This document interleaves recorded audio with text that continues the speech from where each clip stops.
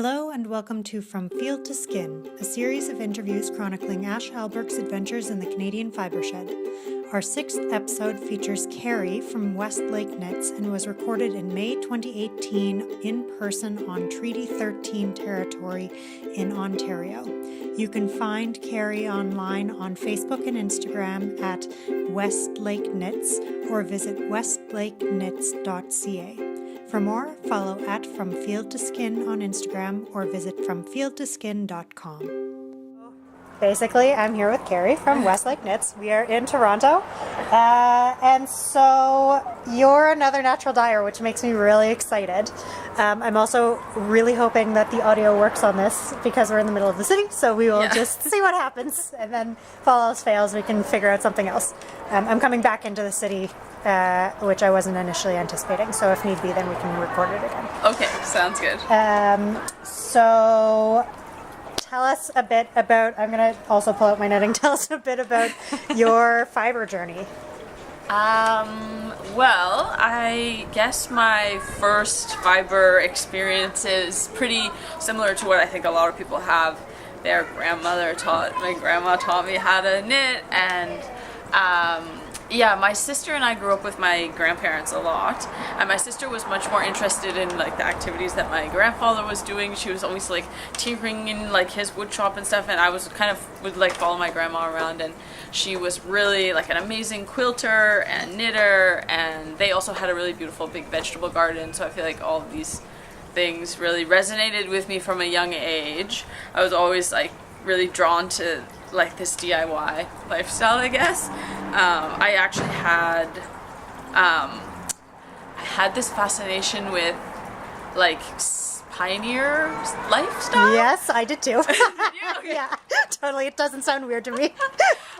Yeah, it was like really, I went on a trip to England with my mother and sister, and I just remember being really inspired by this old decrepit building and this old well, and thinking like that I wanted to recreate this feeling at home. And so I started like dressing in pioneer garb in my yard. Eventually, like I convinced my parents to help me build a log cabin, and it was like a little mini shed that was a log cabin, and I made like a string mattress and string like bed frame and stuffed the mattress with straw, and like would sit out there in pioneer garb like with braided hair and stuff, and knit and like make braided rugs and like all this really that's awesome. like so nerdy, but I just was like wanted to be so immersed in this like other world. So I think that kind of like really deep fascination with making stuff has definitely always been a part of me. Yeah.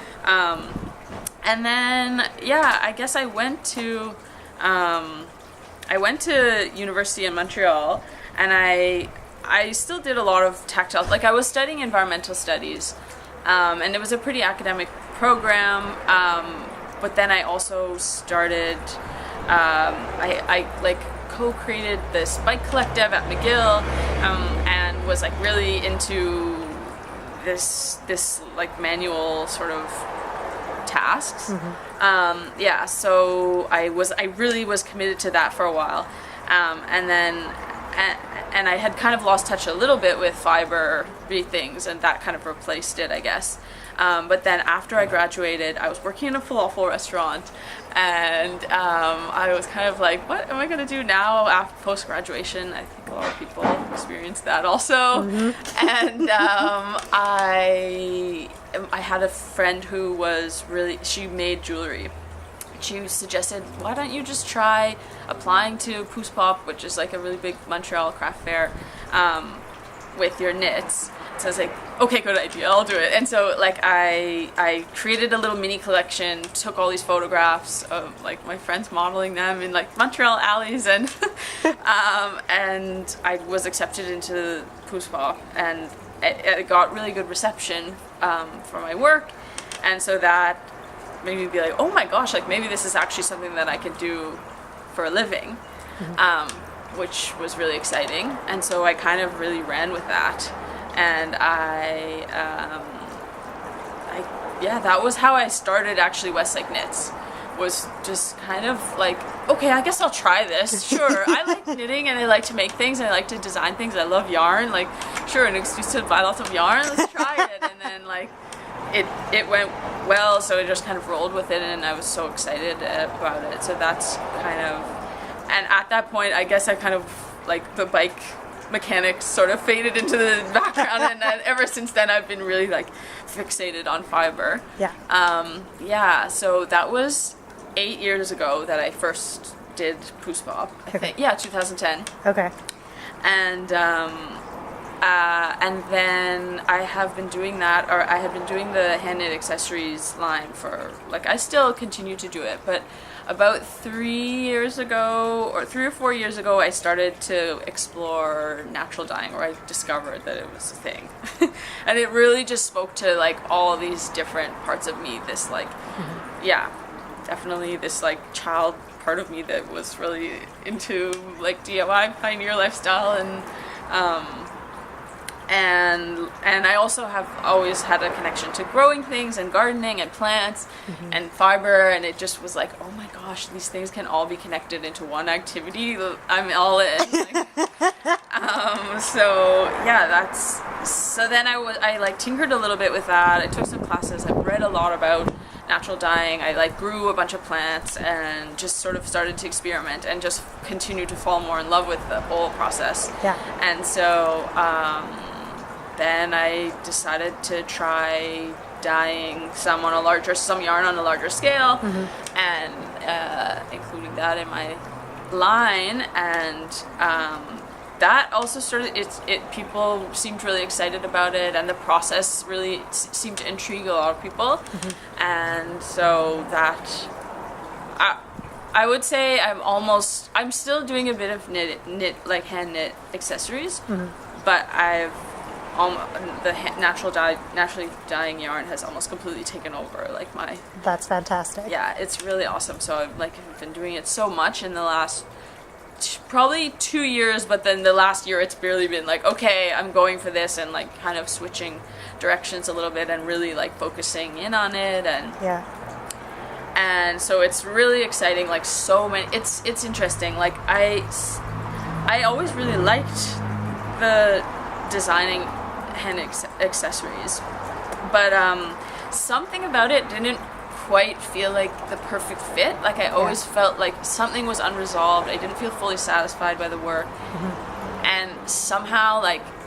finding natural dyeing and starting to dye yarn, and just the way that it connects with people, and the connections I made with other dyers and like other like people on the internet and in real life, it's just like, and it seems to like have a bit more meaning behind it to me, and like stand for something a bit larger than just like me having a self-employment. And it's really just like clicking in all of these ways that are really exciting. And so I'm like have a million directions that I want to go in, and I like super excited to be chatting with you and like meeting so many people, be learning about fiber sheds and connecting with other local fiber people, and it's really it's been a very exciting process. It just all of a sudden it feels like this is working for me and fulfilling me in like this whole new way. It's really amazing. That's awesome. Yeah. And so you dye a mix of,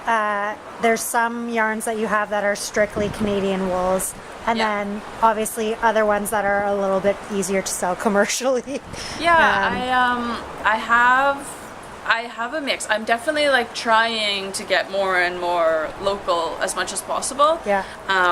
So right now, all of the yarns that I sell are at least milled in Ontario or milled in Canada. There's one that's all Canadian yarn, and it's milled in New Brunswick. Oh, cool. And then there's I have a few that are merinos from New Zealand, and they're all milled in the GTA, which is really awesome. That's super cool. Yeah, and then but I'm also making new connections with farmers in the fiber shed. Nice. And I just got a big stash. I have a big basket. I should have brought it out of like ones that I'm ready to test. Oh, cool. So I'm excited. I hopefully will have some of those yarns like in the line Sweet. for the fall probably. Cool. We can go in after and check them out. Yeah. Yeah, totally. And I'm just going to nerd out about them. Totally. Cool. Yeah. And so I'm going to look over here, which people on this thing can't see. But so what does FiberShed mean to you? Like, what has been your journey with FiberShed then? Because it sounds a little bit like you have kind of a similar path as I have, which is like loving FiberShed, but not necessarily doing it consciously, like right from the get-go. Like some people are just like, they naturally are only drawn to FiberShed, whereas it seems like both of our journeys have been a little bit more like just fiber in general, and then like learning more about FiberShed as you get deeper into it, and being able to like learn more and appreciate more the deeper you go. Yeah.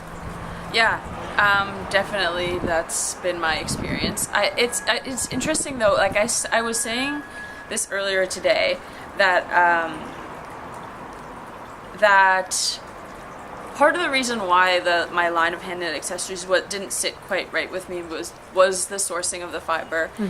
But I really felt like kind of in a bind, because I was worried that because the labor of a hand knit accessory is so high, like so much time, that I was worried that if I added a local and like premium yarn to the cost, that I wouldn't be able to make a living or wouldn't be able to sell it. Totally. And so I always kind of felt a little bit constricted by that, but I still like felt conflicted because I had studied environmental studies, and really like at that time in particular, like the local food movement was sort of just beginning, and I really felt that was so valuable, and I could see that the link to the local fiber movement, but I guess I was just afraid to go there. Totally. To like take that risk.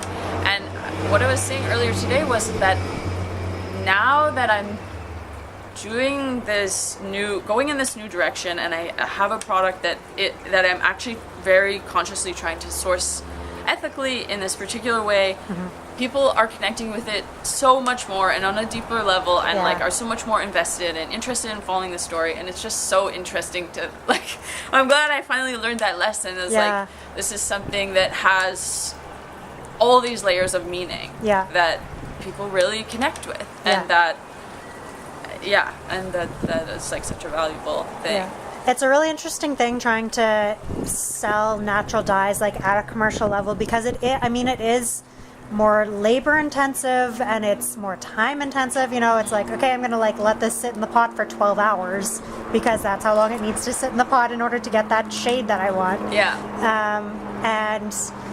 And then it's like it kind of naturally falls in a little bit more with the FiberShed politics, like right from the get-go, but you have definitely more of a niche market, because it's an amazing market, and it's super dedicated, and people understand the value and are willing to pay for it, which is great. But it is definitely a scary thing, because so much of it goes against traditional business, which is like, make sure that your profit is high, like keep your costs low, don't invest, like figure out how can you make your work processes more like time efficient. And it's like, none of that is even really part of anything that has to do with natural dyeing.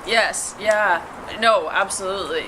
Like I have some lichen dyes that I collected that have been sitting in an ammonia solution for now it's almost a year. It's like they need like months and months to like ripen in order to be able to produce like amazing purples, which I haven't experimented with yet. But it's like, there's that like, how do you even put that into a formula? Like, we will divide this by the number of skeins that we'll get out of this, which is like maybe 4. Because like it uses so much. Exactly. But so there's definitely, there's definitely part of the process and some plants and stuff that I just know that it will be for my own pleasure and my own like education and experimentation, more so than like, which I can also share with people. Like I'm really excited about teaching and like whatever skill shares, and really sharing knowledge, and so there's some things that I don't know if it would ever be possible to really like put into a larger scale production, but It's still so worthwhile. yeah, totally. And I mean, I'm still working out kinks for sure. It's my first year and really doing it like full time. Yeah. And so I'm still working out kinks of like what's possible and how to become more efficient in order to make it work. But yeah, and it turns out actually like having yarn in the bath for 12 hours is actually good for me, because that's been something that I've been happy to discover.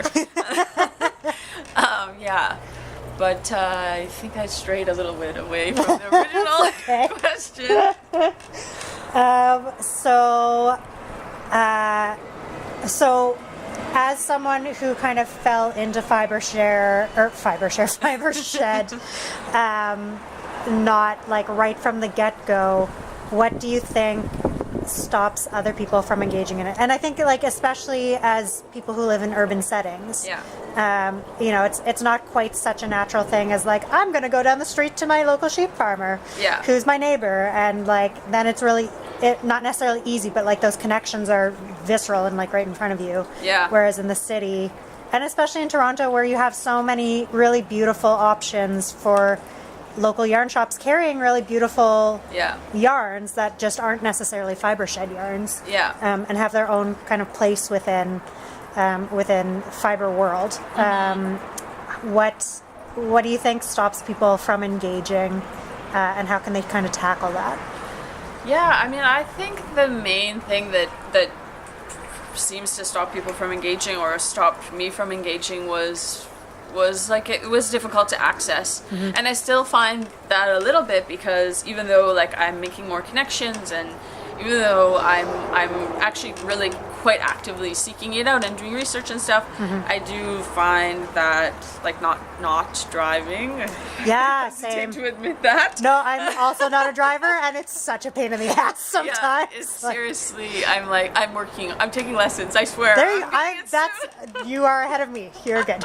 Haven't driven in 8 years, and I have no intentions of doing it soon. Oh my gosh, yeah, I mean, so I feel like access is a challenge for sure. And like I guess education to some extent, but I do feel like people are more interested and more invested. Like I feel like in general, whereas maybe a few years ago, like local food was there was a really big focus on it, and people would hear about it a lot. Now I feel like knowing where your fibers are coming from, and knowing how your clothing is made and that kind of stuff is really sort of having a moment, and people are really like getting excited and interested in it. So I feel like that will definitely help with like people getting to know about the fiber shed, which is really exciting.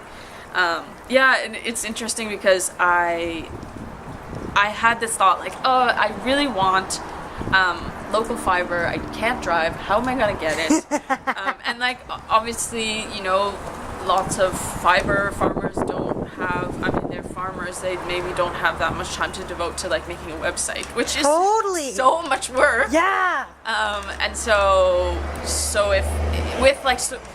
I feel like there's definitely more of a reliance on online. I know I like rely on online research, so that's a bit of a barrier too. So I had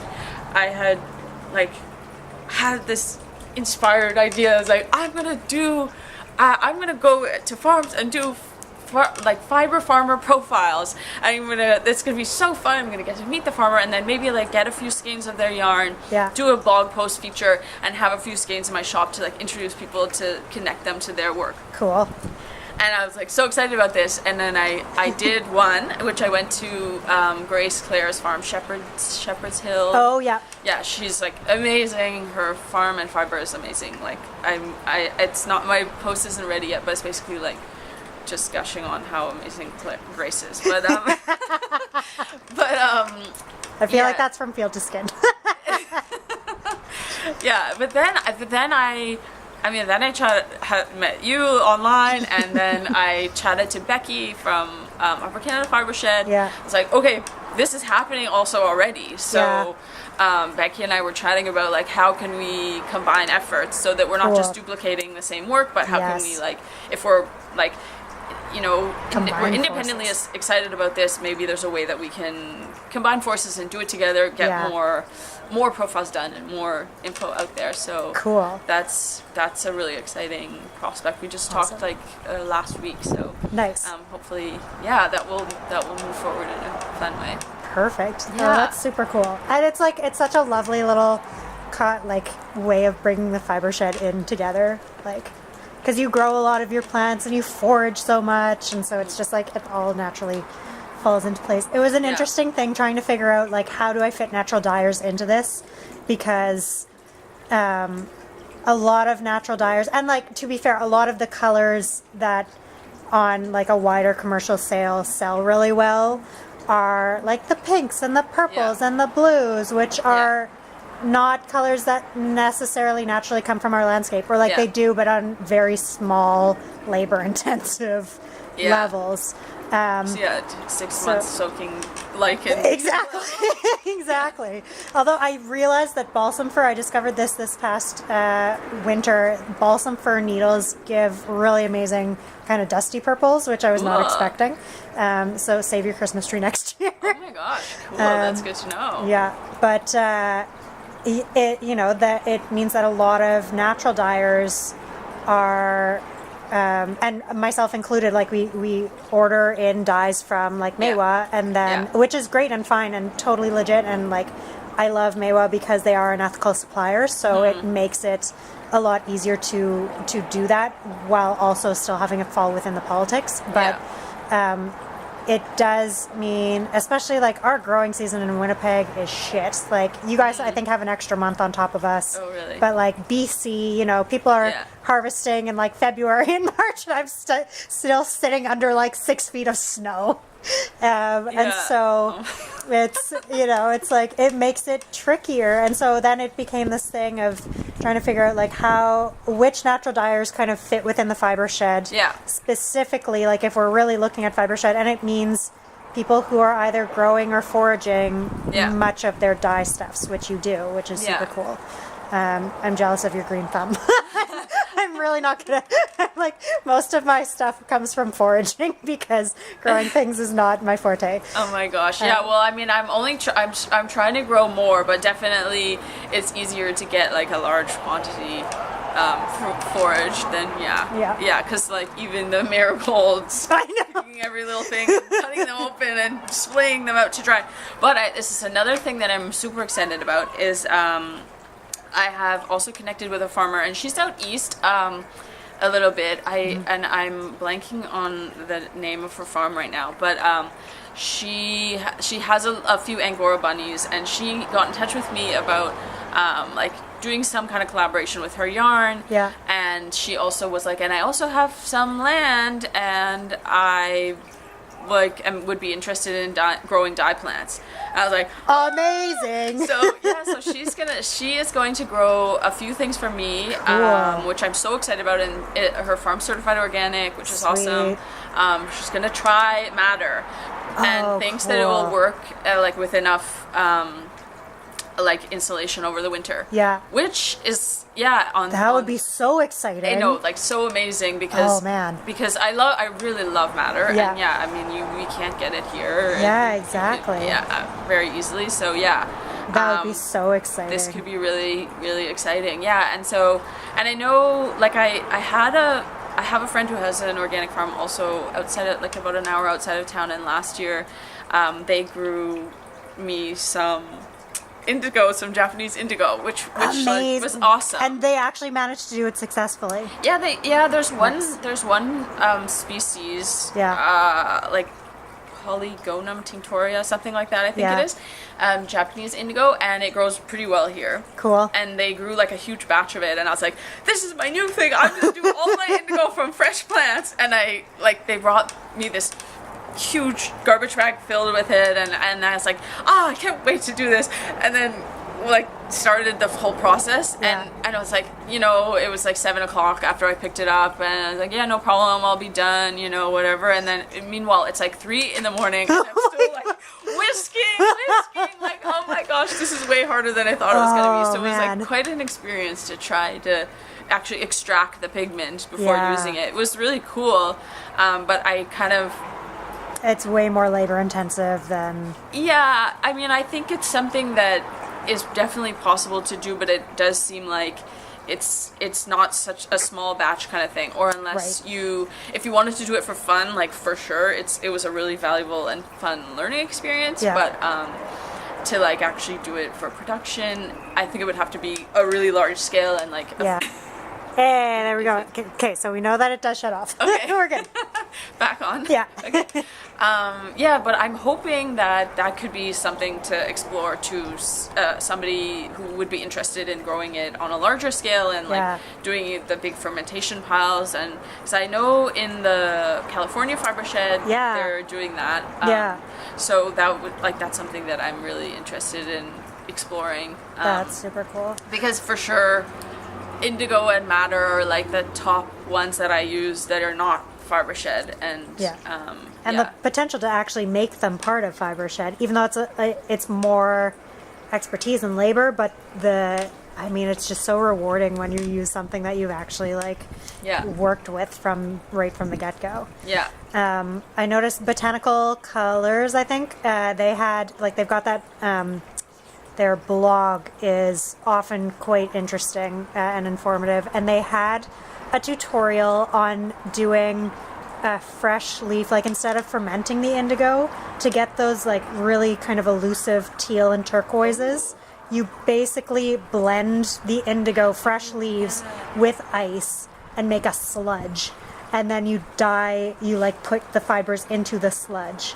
I have no idea how light fast it is compared to other things, but it looked really interesting. Cool. Yes, I did come across that instructional when I was trying to use the fresh indigo. I don't know, maybe that would have been easier to try to tackle. It's so funny, but I thought like also that. Anyway, I just had different expectations than reality. It's fine, like you go through these learning experiences. But I actually did dye a whole bunch of cotton fabric that I am. So I'm doing this communal quilt project with some friends. Cool. And there's 12 people, and everyone picks 2 fabrics and gives some of them to everyone, and then everyone makes a square. It's so complicated to explain, but anyway, I'm using the fabric that I dyed with that fresh indigo in that project. So I'm excited that it's gonna be part of a bigger thing. Yeah, that's so cool. It's sort of like what is that? It's a game, and then I think a verb for keeping warm, like a few years ago, did it with designers where essentially you like start on something and I think normally it's a drawing game, but you start on something and then you kind of fold up the piece of paper and you pass it along to somebody else. But they did it with designs, and so someone would start a design and then pass it along to the next designer, and the next designer would grow the next part of it. And they came out with I think it was a collection of shawls, and they were just absolutely gorgeous and totally fascinating. Just this idea of a very collaborative process that's very not linear even. So that sounds amazing. I'll check that out. Yeah, I can't remember what it was called, but I'm sure it was a verb for keeping warm who did it. Seems like something Christina would do. Cool. So I'm actually very impressed with this camera because in real life, still see me? in real life this light is not at all good, but on here I can see you fine. Okay, good. So we'll just keep going.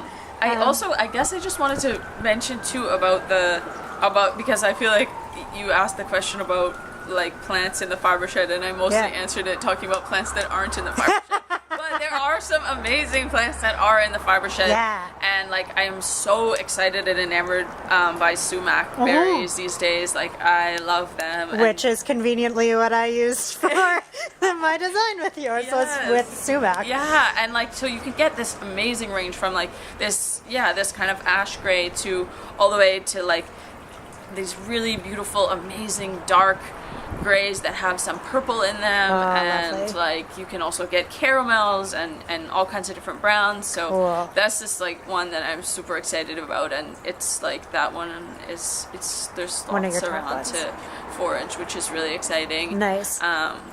Yeah, and marigolds, I mean, I always, because I grow a lot of veggies, I always have lots of those in the garden. Yes, to keep the slugs away. Yeah, exactly. Like, all keep kind of all pests away. And so the more you pick the flowers, the more they flower. So That's convenient. Yes, totally. Yeah. But yeah, there are millions of amazing dye plants that are in the fiber shed. Yeah. And a lot of things make shades of yellow and green. Yeah. But it is still really cool to see the very subtle differences between all the yellows and greens. Yeah. I think it's an interesting thing where, you know, especially when we look at these kind of like central Canadian colors that are kind of what you would expect, which is often these kind of various shades of yellows and greens that are not like super bright. They're like kind of they're very natural shades, like muted. And like in theory, yeah, it could be sort of boring if you're used to like bright pinks and purples and blues, but then when you actually start looking at them, like the shades that I get from carrot tops are probably one of my favorite greens ever. And then like nettles, and then I mean when tansies and goldenrod are in season, Yeah. I'm just always so in love with these incredible golds that are just, they look so good on everybody. Yeah. But yeah, I mean, it's funny because if you don't have them laid out beside each other, you wouldn't necessarily notice. But when you're Yeah. actually working with them and you see kind of, you know, like how do they shift from year to year or even from bath to bath? Like, Yeah. it's fascinating. Yes, absolutely. Actually, that's a cool design project idea of all like something that shows a gradient of all kinds of different greens and yellows from different plants. Yeah. Really cool. We're just coming up with ideas. Yeah. I forget. I had another thought, but I don't remember. That's okay.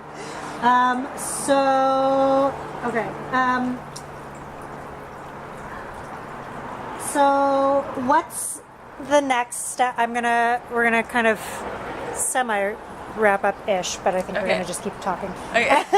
So for you, what's the next step? We sort of talked about this and touched on it, but where are you seeing Westlake Knits in, you know, the immediate future and in the longer term future? It's a really good question. I feel like I have like a million next steps because I feel like this whole new life has really been breathed into the business, and I'm so excited about all these different directions, but I'm really excited about collaborating with Upper Canada Fiber Shed and working on the fiber farmer profiles. Yeah. I'm super excited to go through and edit the photos from Grace's farm and do the blog post about that.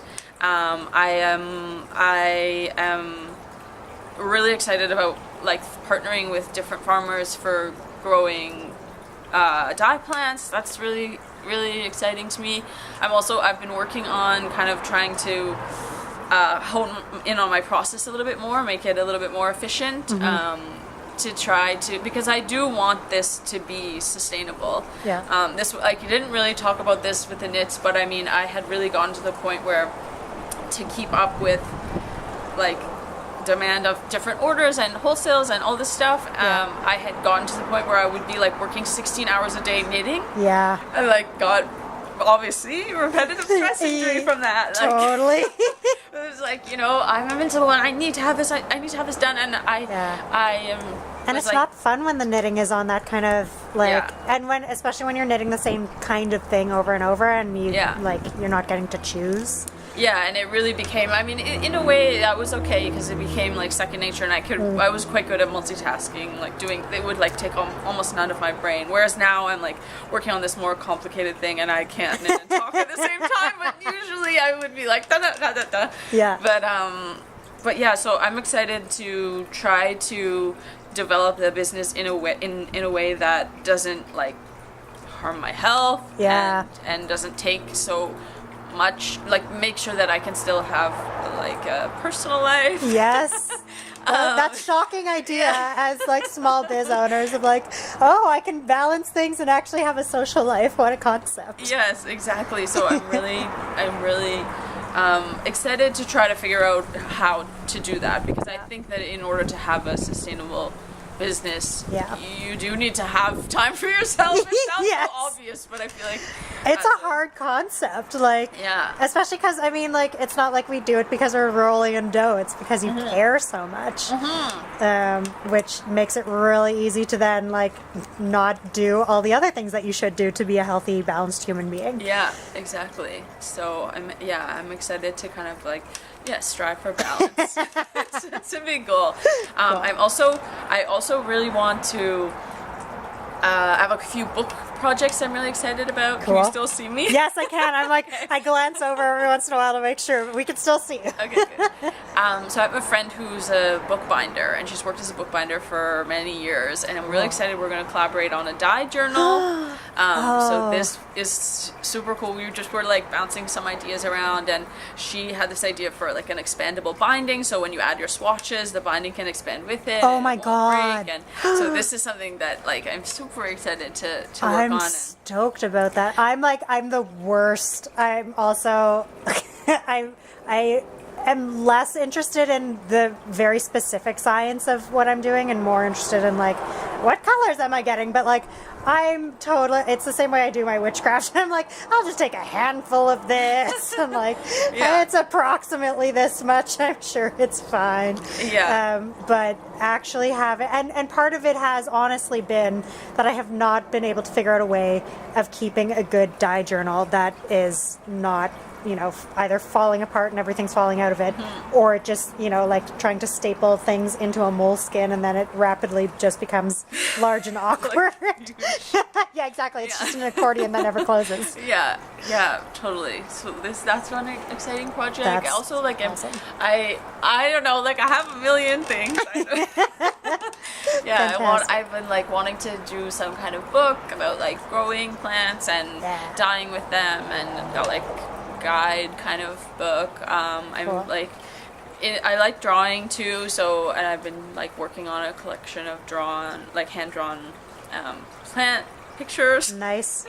Yeah. That sounds perfect. I'm so excited for as soon as you release them, then I call dibs. Okay, I'll let you know. Yeah. I mean, this is always the thing. I have so many Ideas. ideas. Totally. It's like, this is like, I'm going to strive for balance and also do this and this and this and this and this. Totally. Yeah. Yep, I definitely resonate with that. Yeah, totally. I mean, I feel like that seems to be pretty common for small business owners. Yeah, It's like, totally. Yeah, that's that like I drive to have, and all this like idea factory is like what is part of what's appealing about having a small business, but Yeah. also like Balance is a thing. yes, It's just hard. yeah. Okay, we still have you a little bit, so I think we can probably squeeze out another like maybe 2 minutes with this light. So what would you like to end with? I'm not sure. Was there anything off the question? I feel like I really didn't stick to the questions very well. No, I Was there love it. anything? They were great. I don't know. Let's see. I'm not sure. Putting you on the spot. Yeah, what would I like to end with? I mean, I think that, I guess the thing that I'm most excited about and most like fueled by right now is like the connections that keep cropping up, and it really does seem like there's this whole network of people that is continuing to interconnect, and I think that's something that's really exciting about fiber sheds, is it does seem to really bring people together, like from near and far. It's so awesome that we're doing this and that you're here, and that is something that I think is like very hopeful and wonderful about the fiber shed movement, is that it does seem to really bring people together and connect to each other and to the land, and like ask really interesting questions, and so I would just, I don't know, like encourage anyone who's like even thought like that they're interested in it but maybe felt intimidated, because I know I've been there, like just go for it, because everyone is also super nice. It's true. Yeah. Perfect. Well, thank you. And we're just getting you to be too dark to see. Other than I can still see your smile. So that's a perfect way to end. Thank you so much. Thank you.